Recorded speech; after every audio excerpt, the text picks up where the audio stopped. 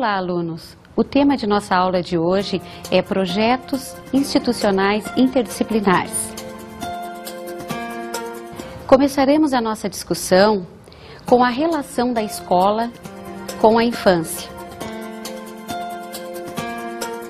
A escola é uma invenção da modernidade.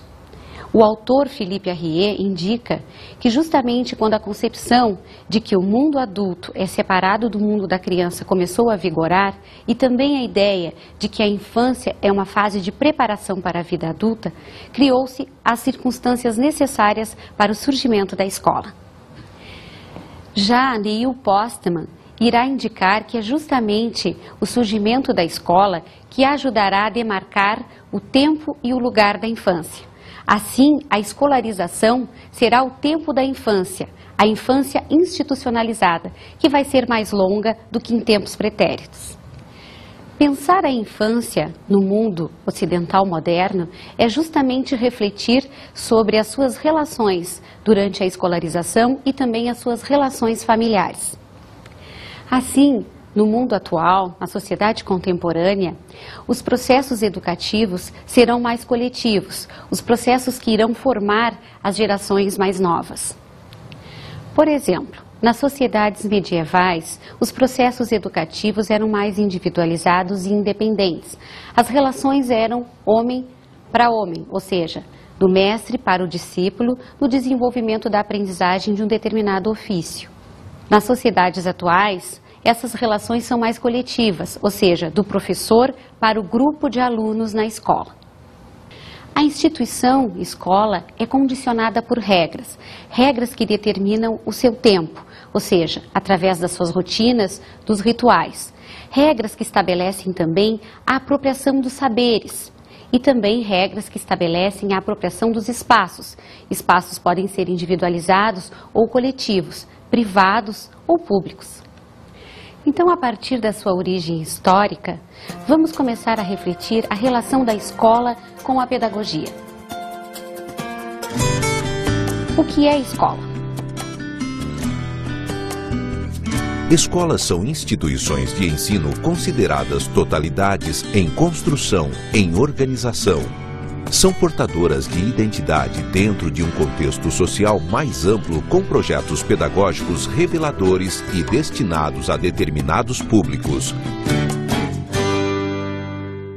Assim, na perspectiva de Sanfelice, a escola é uma estrutura aberta, uma instituição que pode receber críticas e mudar segundo a visão crítica dos seus educadores.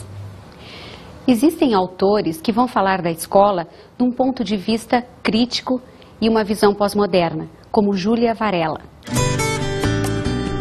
Escola é a instituição que ocupa o tempo e pretende imobilizar no espaço todas as crianças.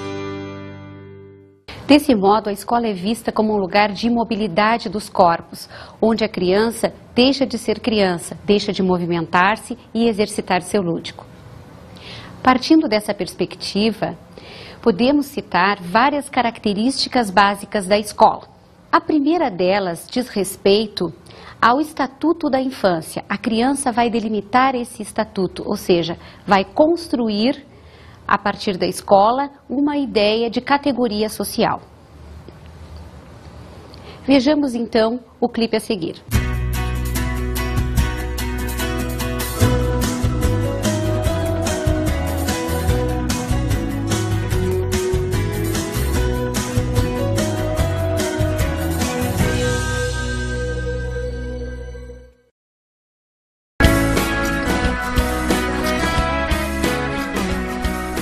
A criança e o adolescente têm direito à proteção da vida e à saúde. A criança e o adolescente têm direito à liberdade, ao respeito e à dignidade. A criança e o adolescente têm direito a ser criado e educado no seio da sua família. A criança e o adolescente têm direito à educação. A criança e o adolescente têm direito à informação, cultura, lazer, esportes, diversões e espetáculos. Então vemos que esse Estatuto da Infância que está presente na escola também está presente na legislação. Outra característica da escola é a legitimidade de que a escola funciona como um lugar próprio para a prática educativa. Um outro aspecto que identifica a escola é que ela cria teóricos e teorias referentes à educação, ou seja, cria experts e guias que vão funcionar para que tanto o professor quanto o aluno atinjam o sucesso na aprendizagem. Um outro aspecto é que a implantação da escola em uma determinada sociedade faz com que desapareçam as formas anteriores de educação, aquelas ligadas à educação na família, à educação doméstica ou guiada por preceptores. Assim, podemos verificar a supremacia da coletividade social sobre a educação das famílias. A pedagogia, atualmente, dará ênfase especialmente a esses processos coletivos que acontecem na escola. Por exemplo, podemos verificar nas obras pedagógicas clássicas que uma obra que foi publicada no final do século XVIII, como o Emílio ou da Educação de Jean-Jacques Rousseau, a ênfase é dada especialmente à educação do indivíduo. Já uma obra também clássica da pedagogia, publicada no século XX, como a obra de Célestin Freinet, Por uma Escola para o Povo, a ênfase é dada especialmente na escola, na instituição escolar e nas relações ensino-aprendizagem, professor e alunos. Mas o que é pedagogia? No seu sentido amplo, pedagogia é um campo de saberes ligados à área da educação, como, por exemplo, filosofia da educação, a própria didática, psicologia da educação. Num sentido mais restrito, a pedagogia nos remete aos saberes relativos ao ensino, ao processo ensino-aprendizagem. O seu sentido restrito nos remete também à sua origem histórica. Pedagogo era aquele escravo da Grécia Antiga que conduzia a criança à escola ou os lugares de aprendizagem.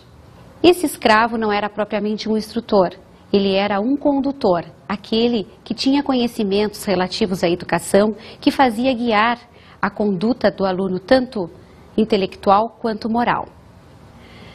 Desse modo, a pedagogia é o conjunto de saberes que devemos adquirir e manter para que a gente possa se conduzir dentro dos caminhos da boa educação. Veremos agora o conceito de proposta pedagógica.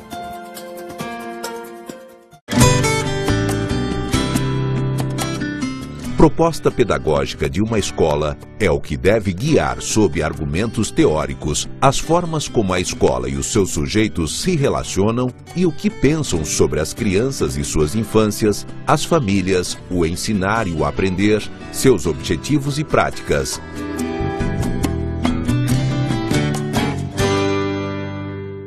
Isso não significa dizer que proposta pedagógica tenha um sentido dogmático. Ao contrário, ela se propõe, ela é flexível, ela é cheia de possibilidades de ação e de reflexão. Vejamos o que diz a esse respeito a deliberação do Conselho Estadual de Educação número 6363 de 2001, artigo 11. Deliberação do Conselho Estadual de Educação do Mato Grosso do Sul, número 6.363, de 2001. Artigo 11º. A proposta pedagógica deve ser concebida de modo que, inciso 1º, haja compatibilidade com as diretrizes educacionais, com a legislação de ensino e demais legislações vigentes no país e com o regimento escolar da instituição. Inciso 2º. Expresse a identidade própria da instituição, as características dos seus alunos e do seu ambiente socioeconômico. Inciso 3º. Sirva de referencial à busca da melhoria qualitativa das ações educativas, especialmente aquelas desenvolvidas pelos professores. Embora essa deliberação seja do Conselho Estadual de Educação de Mato Grosso do Sul, ela serve de síntese para explicar a proposta pedagógica, ou seja, o conceito de proposta pedagógica que queremos dar ênfase nos projetos interdisciplinares. Conforme a autora Zilma de Oliveira, a busca de uma proposta pedagógica passa necessariamente pelo planejamento coletivo, democrático e participativo. Desse modo, As pessoas ligadas à escola, os seus sujeitos, devem pensar as experiências infantis ligadas à sua realidade cultural, assim como também os seus processos educativos expressos no currículo e os objetivos ligados ao desenvolvimento humano. Então agora passaremos a tratar da relação entre proposta pedagógica e projetos interdisciplinares. Os projetos interdisciplinares institucionais irão refletir, expressar os objetivos e as intenções das propostas pedagógicas da escola. Nesse sentido, nos perguntamos: o que são projetos interdisciplinares institucionais? Por que são institucionais? Porque eles integram toda a escola, em todos os níveis. Eles relacionam a escola com a comunidade e com a sua realidade social e cultural. Por que eles são chamados interdisciplinares? Porque eles reúnem várias áreas do conhecimento de uma forma equilibrada, tentando equilibrar também as várias atividades inerentes a seu desenvolvimento. Observamos agora o conceito de Henrique Leff em relação à interdisciplinaridade.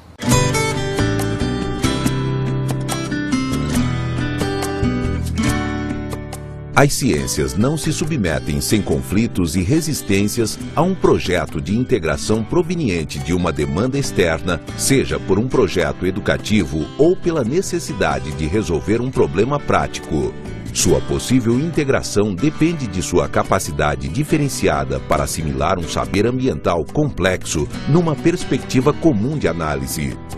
Em muitos casos, a cooperação interdisciplinar transcende a integração dos saberes disponíveis, induzindo um processo de reorganização de conhecimentos, métodos e técnicas de diversas disciplinas que transformam seus conceitos e abrem novos campos de aplicação.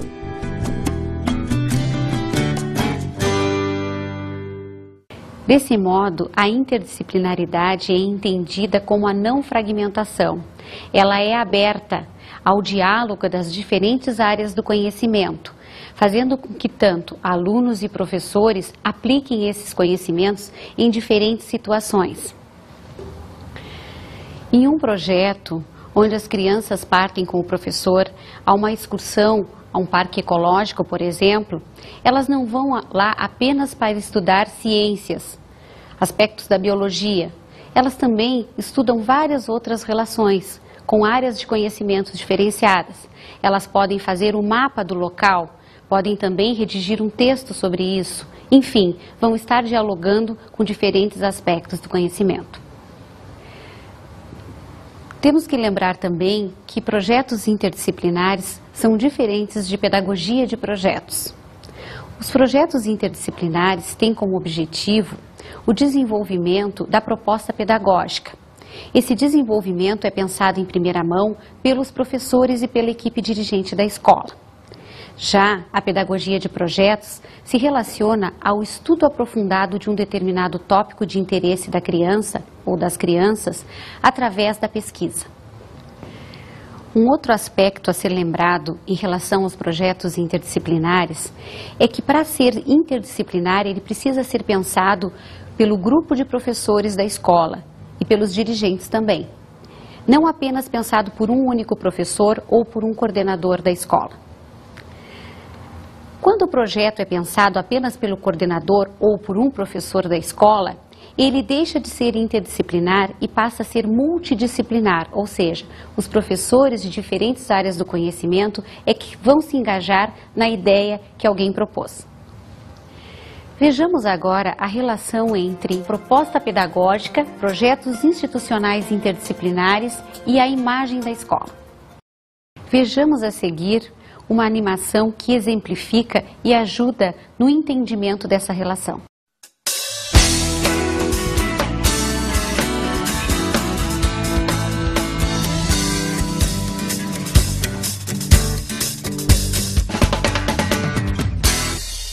Essas imagens fazem a seguinte metáfora. A pessoa é a escola. Os espelhos são os projetos interdisciplinares e a imagem refletida no espelho é a imagem da escola. Assim, na medida em que a pessoa vai trocando de espelho, ou seja, a escola vai vivenciando projetos interdisciplinares, a sua imagem também vai mudando. Então, nos perguntamos, que imagem de escola os seus projetos institucionais têm refletido? Será uma escola dinâmica e participativa, democrática, ou uma escola autoritária, rígida, disciplinadora? Desse modo, podemos entender que os projetos institucionais sempre fomentam uma imagem da escola, que esperemos que seja coerente com seus princípios filosóficos, educativos e sociais.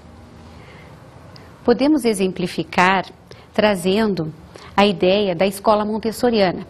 Seus projetos institucionais vão estar de acordo com o seu princípio de autonomia da criança.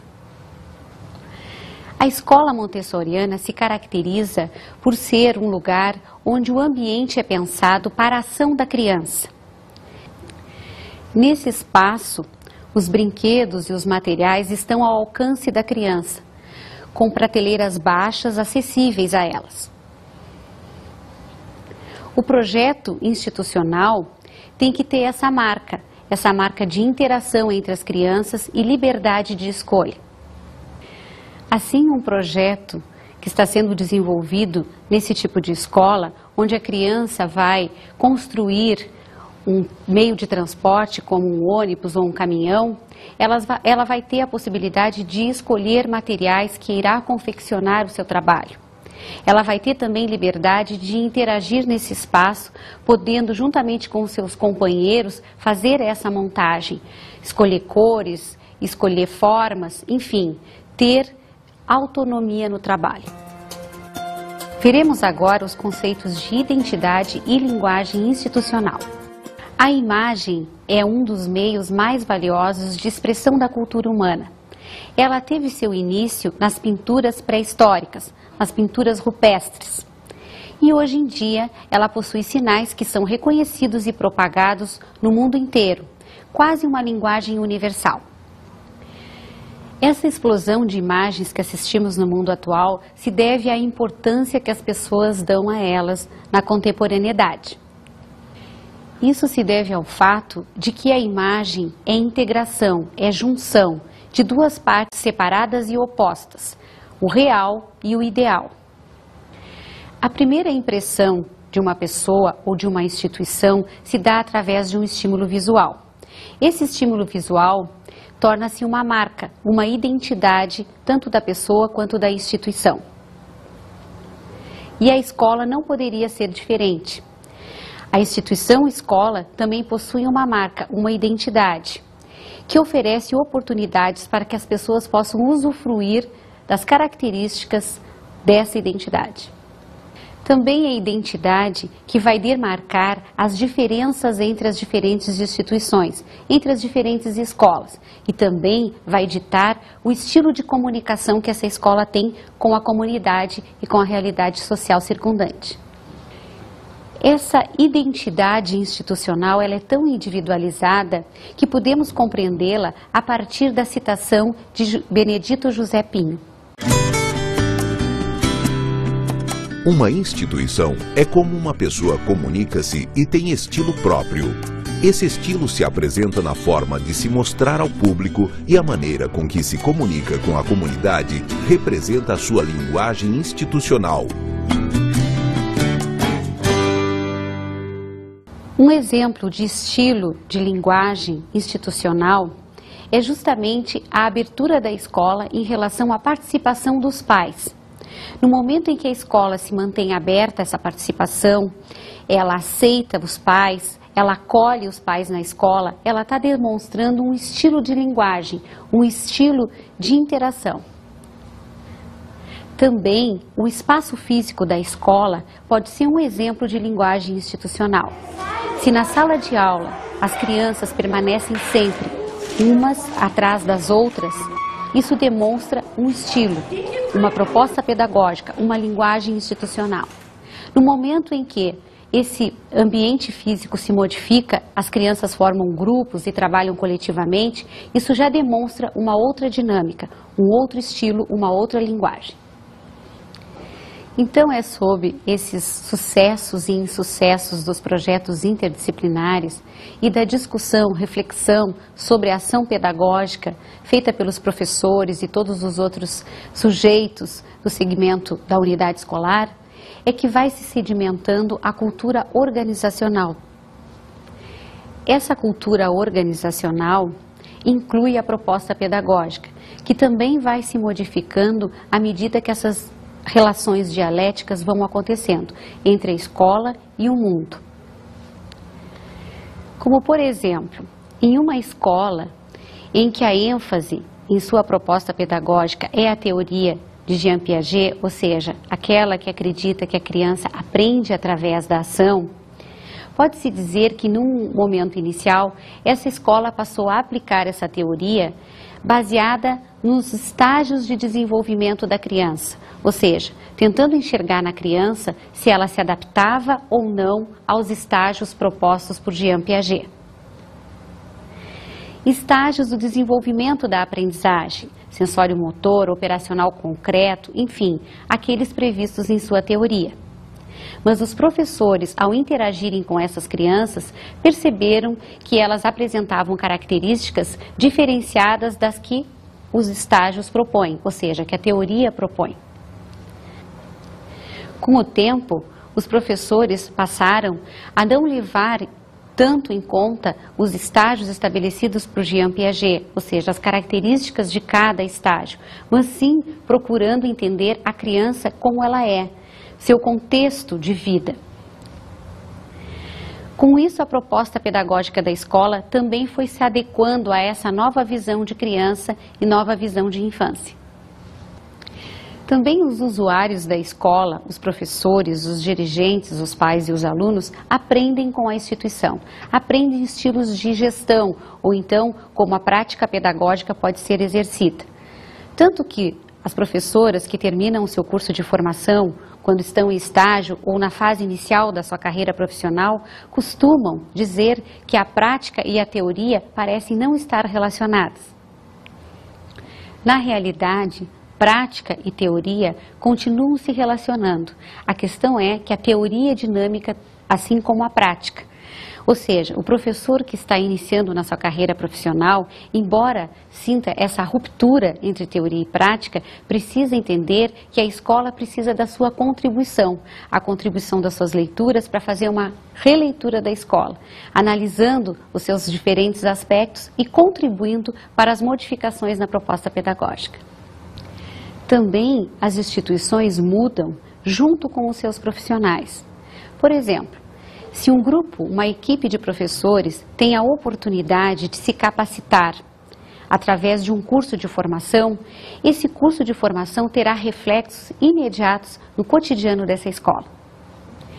Especialmente se os professores tiverem liberdade de colocar em prática aquilo que aprenderam nos cursos de formação, tiverem apoio da coordenação pedagógica e uma relação íntima de confiança com seus pais, com os pais dos seus alunos.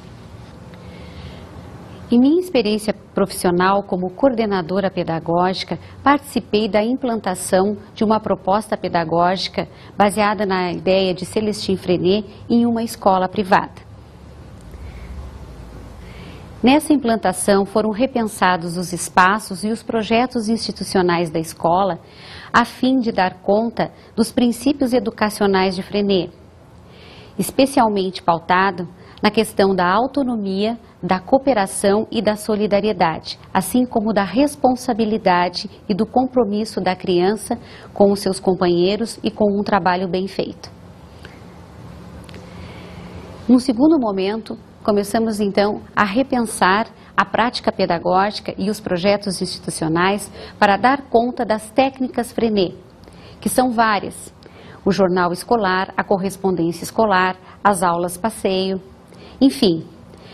Os professores se organizaram no sentido de criar esses projetos institucionais de forma coletiva e fazer assim valer a pedagogia Freinet no cotidiano da escola.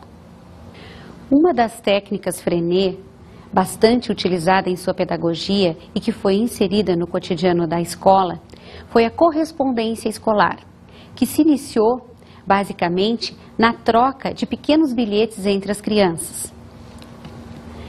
Semanalmente, as crianças da turma trocavam correspondências entre si. O que fomos observando é que essas correspondências começaram a ser cada vez mais ampliadas, aumentando também a produção textual da criança, ou seja, a sua capacidade de escrita. Depois de algum tempo, passou-se então a fazer correspondências escolares entre as turmas, entre os diferentes alunos das diferentes séries. Com isso, as crianças passaram a ter um contato e um vínculo mais estreito com colegas de outras turmas. A partir disso, também foi criando-se oportunidade para que as crianças se correspondessem com outras crianças de outras escolas Freinet. Assim, pudemos trocar experiências, projetos institucionais e relatos que envolveram todo o ambiente da escola. Um projeto interdisciplinar, ele deve levar em consideração o aspecto de permanência. Se ele vai traduzir uma proposta pedagógica, ele não pode ser efêmero. O professor e toda a equipe deve insistir no projeto, deixá-lo cada vez mais complexo, enfim, aprofundado.